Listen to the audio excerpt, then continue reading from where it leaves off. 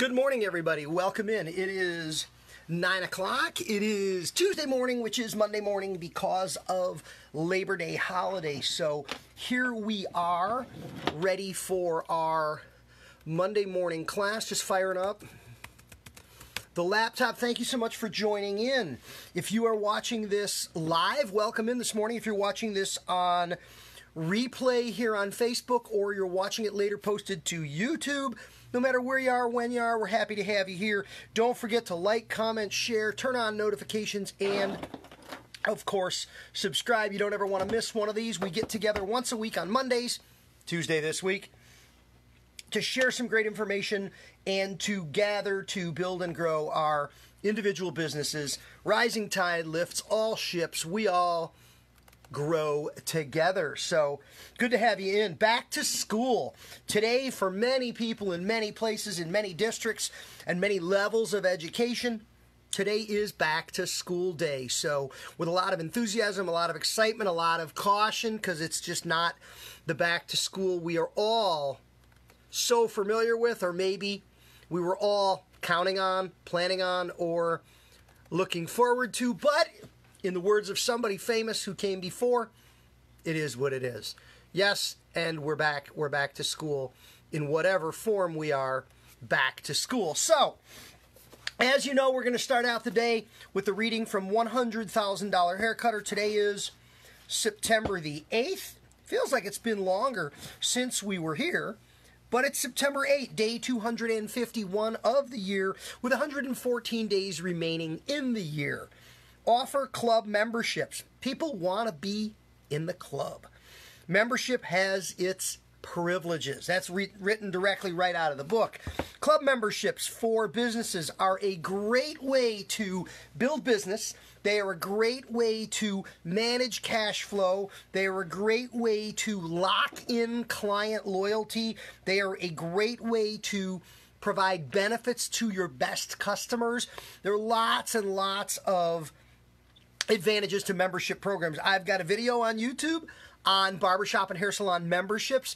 I've spoken quite a bit about barbershop and hair salon memberships, how to structure them, how to put them together, how to promote them, how to offer them, how to sell them full, and how to make them a success. So, big subject, but enough to know that if it's something that you are curious about for your business, reach out. I'm happy to help you.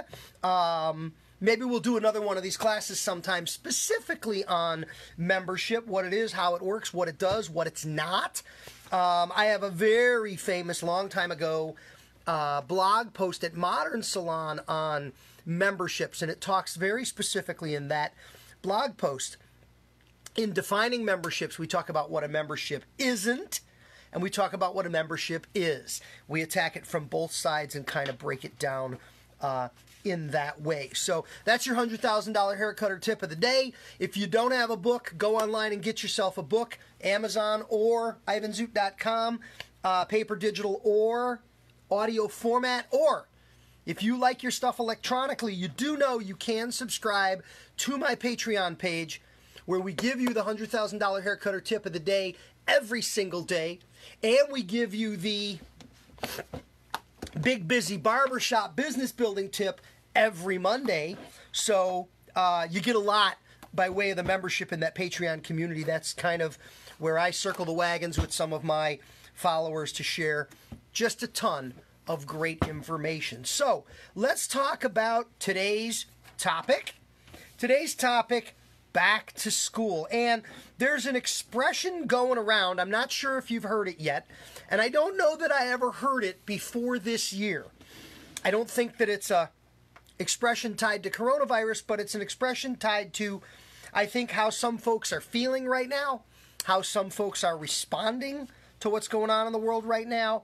Have you heard the expression, September is the new January? Have you heard that? Anybody ever said that in your presence? Anybody heard anybody refer to that? September is the new January. And what I think this is all about is certainly about starting over, about renewal, and about opportunity. You know, for a lot of those that go to school, September is the beginning of the year. It's the start of what is next. And I think we've been programmed in a lot of ways with back to school season, with back to school shopping and all the plans and everything associated with it, that September is really a time of starting. Interestingly, in many ways, it's the end of summer and the beginning of fall. And fall is very much seen as an ending. It's seen as the end of the summer. It's seen as the beginning of the end of the year. So September has a very odd little beginning and ending feel to it. January, I think, is always really thought of as the first of the year, the beginning. I don't think too often we think about the fact that while January 1's the beginning of the new year, it's also the end of the last. We don't tend to reflect back, and that's a redundancy, reflect back. We don't tend to reflect at January 1 as much as we do tend to look ahead. So September is the new January, and what an opportunity it is for us, for all of us in so many ways, and especially for those of us in the professional beauty and barber industry. In a lot of cases, as rough a year as it's been, as tough a year and challenging a year and an interrupted year, and our business statistics are just, completely a mess as a result of kind of what we've been through. It feels like a great time to start.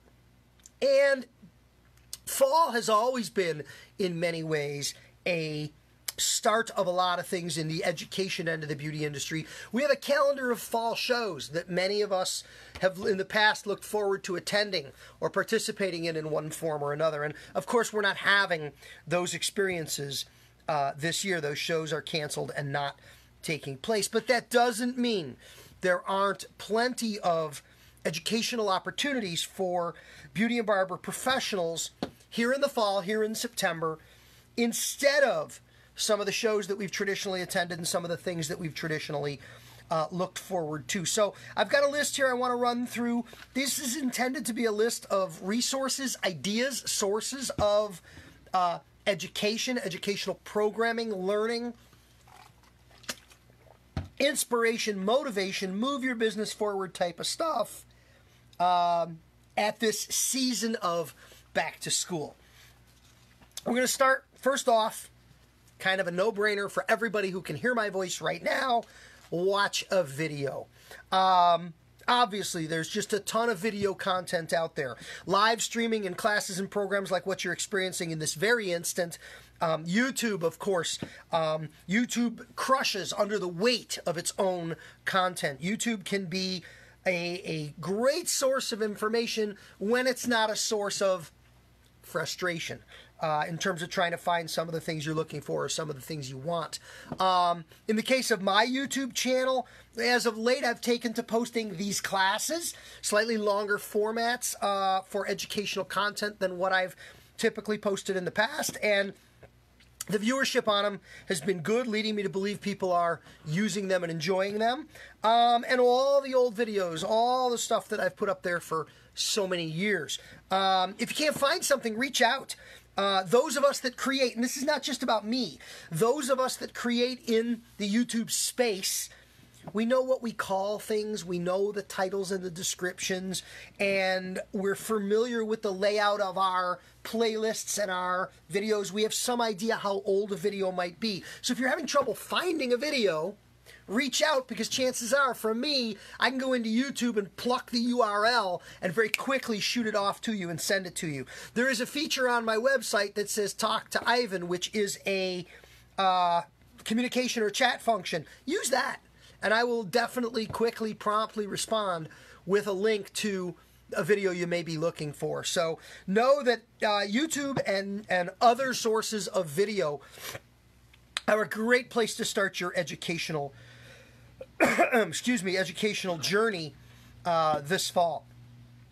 Next up, and near and dear to me right now because I'm having an incredible amount of fun with it, there's video and podcasts listening. The podcast world is smoking hot right now, and The beauty and barber industry was late to catch up. We're getting into it now. We're really starting to find our way into it now, behind some of the rest of the world. But listening to podcasts is a tremendous source of educational information. I just upgraded. I'd been dabbling in the podcast arena. I just recently upgraded to a platform that has syndication, meaning my podcast is available through all of the various podcast directories and sources where you can go to download and to click on the RSS feeds to automatically be fed the podcasts as they come out. I podcast on Fridays with the topic of the week for the following week. So this week's Back to School podcast was recorded last Friday. It's up already, and then it will be featured this coming Friday when I go ahead and record the next one. But the great thing about podcasts is they're excellent for those of us that are a little more active. Out for a walk, running, riding a bike, doing things. If you were watching videos on your phone while you're out and about and walking around, you're going to walk into traffic because you can't pay attention in the same way to your surroundings because your eyes are focused in on your little screen. Podcasts allow you a little more freedom to be a little more mobile, a little more active in that regard. So lots of topics, lots of subjects. Go into one of these podcast directories. You know, I'm on iTunes, I'm on Google, I'm on all the podcast directories, as are many of the other podcast producers. They got a search bar. Type in your search topic. What do you want to learn about? And find a podcast. Tons of them out there. Great way to learn on the go. Next up, Facebook groups. You are watching this in a Facebook page, not a group. I also have a Facebook group, my $100,000 Haircutter Facebook group. And I have my John Amico team, my hair care product manufacturer. I have a group for that. But there are lots and lots of groups in Pro Beauty that you can participate in on Facebook where there's lots of learning going on. I always suggest if you're going to participate in a group environment, I suggest you find a group that you think you might be interested in. Don't join right away if you can. If you can lurk. If you have to join to lurk, that's another thing. Lurking is hanging out, hanging around, but not participating. Don't comment, don't like, just listen, read. Be there, be present, kind of like lurking around looking. It's a great way to get a feel for the mood, the tone, the temperament, the perspective, the general feel of a group before you commit to being an active member of the community. You know, there's a few barber groups I participate in that I really like to be a part of. There's a few barber groups that I participate in that, you know, I probably shouldn't be a part of. That they're not really, shall we say, paddling the canoe in a direction that I wish to travel. But they're out there. And there's a Facebook group related to a lot of different aspects of our industry that can be right for the things you're looking to learn and the things you need to know. Next on the list of educational resources, it's an interesting one for me lately because it's been a bit of a challenge, but one that I really love, and that is read a book. Coronavirus has challenged me because with the library closed, I don't have the ability to go there and physically see the books. I'm like one of these guys. I turn my head sideways and I look at the shelf to find titles that catch my attention or appeal to me. I've done a little bit of digital reading during the coronavirus experience. It's not my favorite platform. I'm warming to it a bit. I'm a paper guy. I want to hold it in my hand. I want to put a bookmark in it. If I own it, I'll probably want to mark it up. If it's a library book, I don't do that. But read something. Read something related to the beauty industry, or read something totally not related to the beauty industry for the educational benefit and the knowledge that will come from that. Always, always a great choice and a great suggestion and resource. Reading. Attend a webinar. Again, go to your Facebook groups, go to your Facebook page. Tons and tons of webinars. Instagram seems to be a place where lots and lots of people are advertising the availability of upcoming webinars. A lot of brands and manufacturers have gone to sponsoring, promoting, staging, putting on, executing webinars in lieu of trade shows and other educational events as a way to access their communities. Most of these webinars are free. Some of the better webinars have small costs associated with them.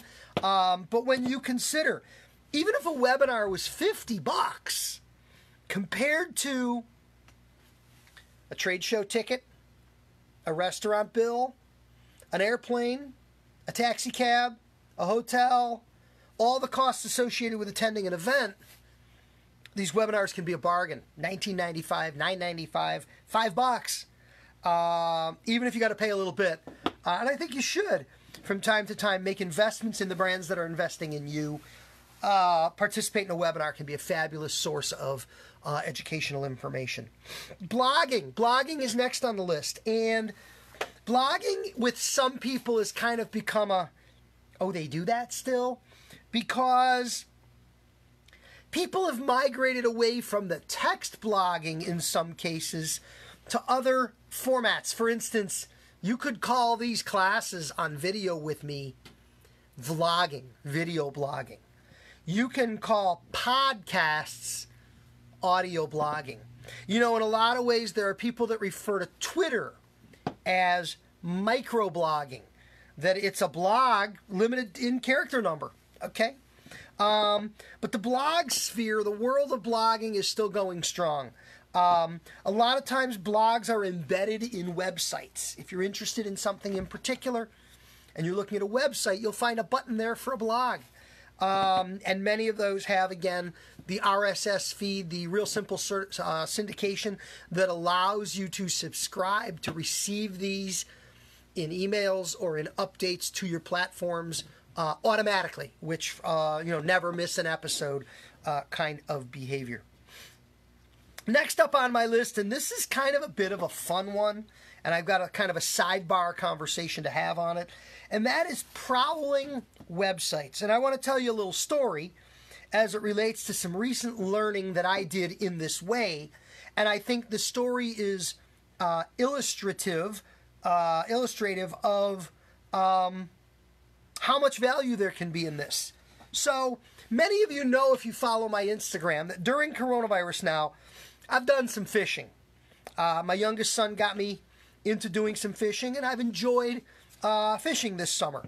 Had a lot of fun, caught a lot of fish, been a good time. But I became interested in a particular type of fishing lure. Excuse me. So I went on that manufacturer's website to look up this fishing lure. Great website, tons of information. Of course, there's a store. You can shop for things. I didn't do that, but I looked around. But while I was on the website, I read an article. In the article, there was a video. I watched the video. With the article, with the video, there was a link to another page. And then I found myself at the Illinois Department of Natural Resources reading a fish article. I watched a video. I clicked around. And I went down what we call the web rabbit hole, where you're on a website, you click on a link and you go to another site, and you click on a link and you go to another site. And 15 sites and pages later, you don't even know how you got where you are, but you've been exposed to a ton of information. And this is exactly what I did.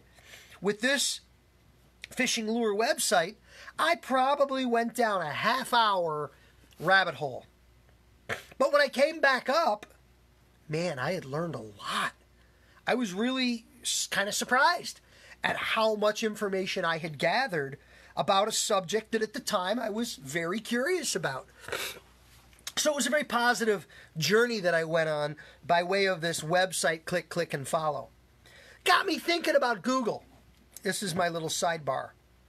And asking the question, how often do you Google? If you have an answer for that, type it up or throw it up in the comments here. I'm curious.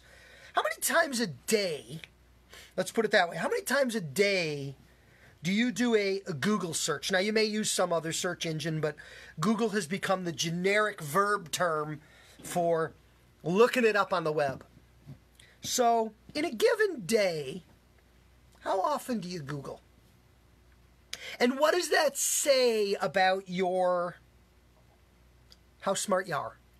I'm curious to see what that connection is because, on one hand, I came up with the thought as I was thinking through that, if you're not real smart, you Google a lot to try to learn stuff. But then, as I continued to think on it, what I really came to realize is the smarter you are, the more you Google. And what it has to do with is, it has to do with that wonderful state we call curiosity. I really think that the more you Google, the more you know.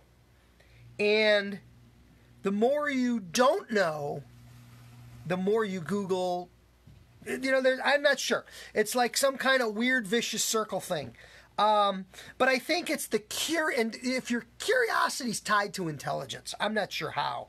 Might have killed the cat, but curiosity is tied to intelligence. If you don't ask a lot of questions, if you're not really curious, I don't know how smart you're going to end up, because you're not taking in a lot of new information to add to what you've gotten, what you know.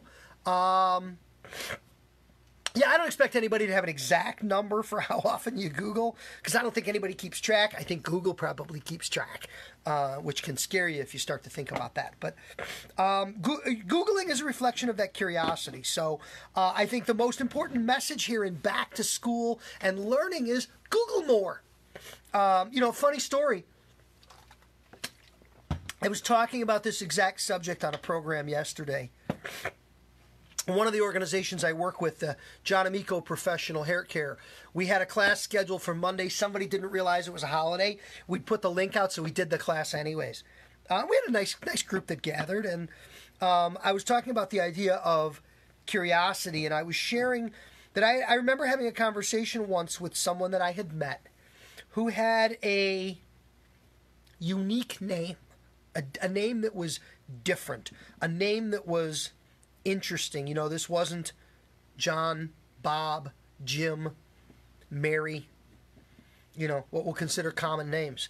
They had a very unusual name. And I asked the question, assuming that the name, because of the nature of the name, did not have its origin in English language or American culture, if you will. I asked the question, what does your name mean? Assuming it was another language at its root. And I asked the question, how did your mom, assuming it was their mom or their dad, how did your parent choose it for you?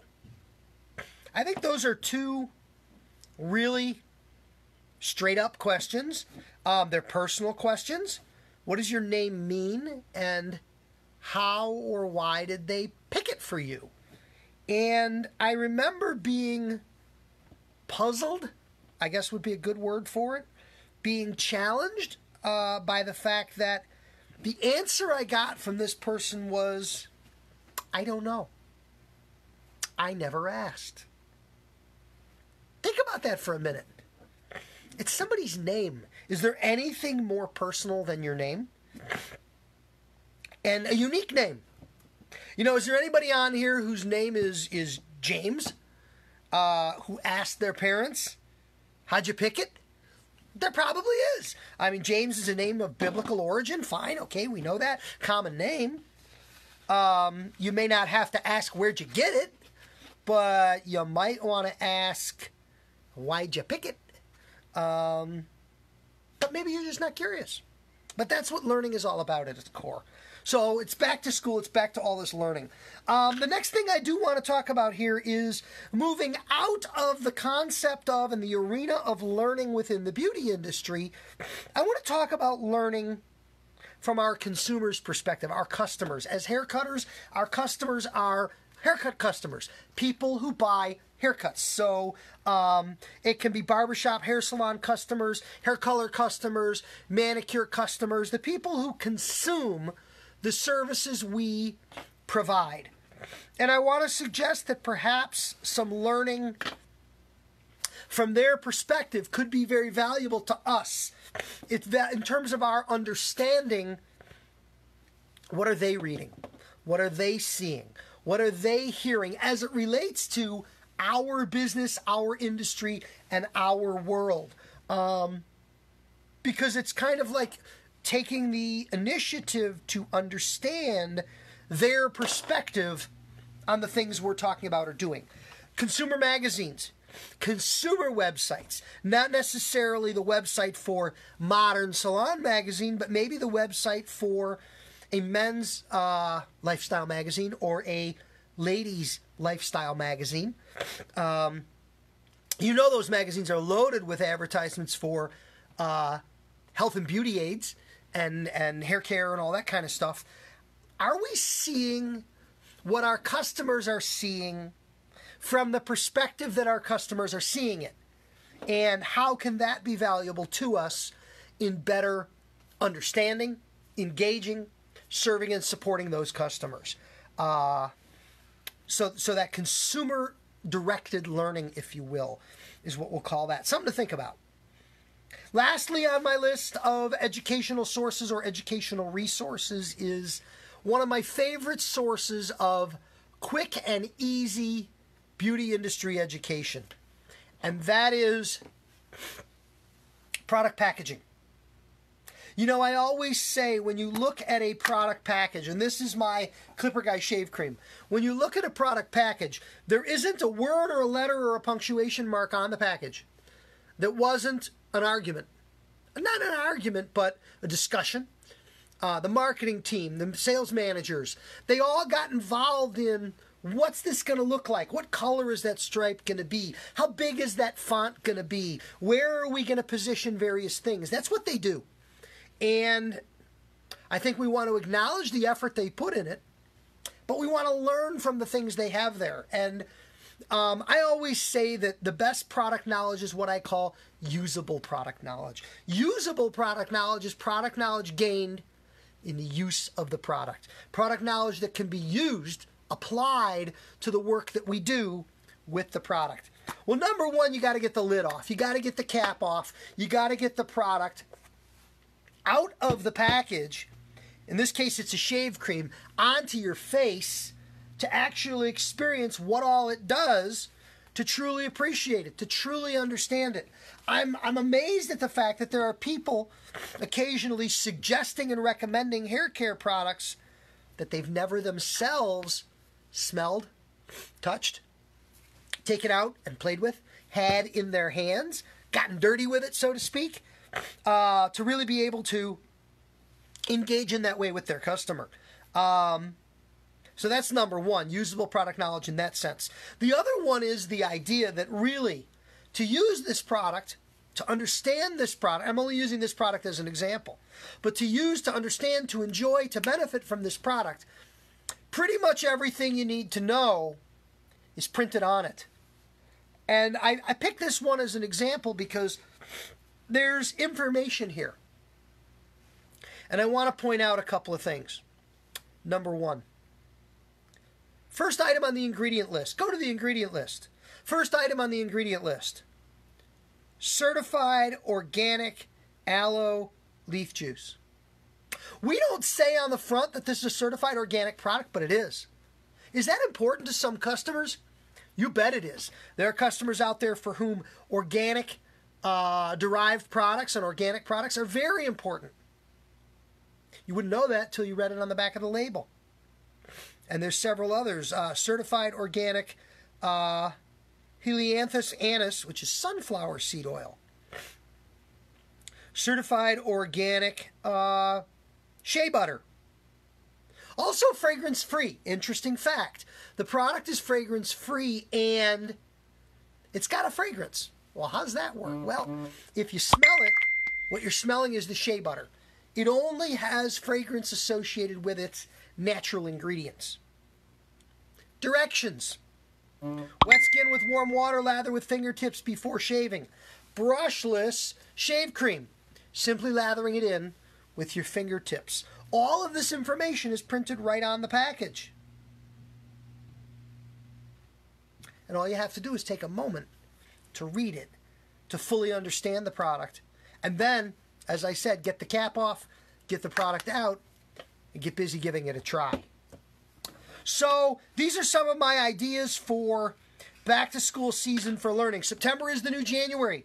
We have a start here of the academic year, traditionally a start of our learning opportunities, videos, podcasts, Facebook groups, books, webinars, blogs, product manufacturer websites, Google searches, magazines, both in and outside our industry, product labels. If you've got something else that is a source for your learning, if you'd like to share it, throw it up in the comments. If you are learning about something that you think we'd like to learn about, throw it up in the comments. If you are struggling to find information or education about a particular topic, put it up in the comments. I always go through the comments. I will add some links and things in there later for things like my blog and my podcast for those that may wish to tap into those things at some point along this educational journey.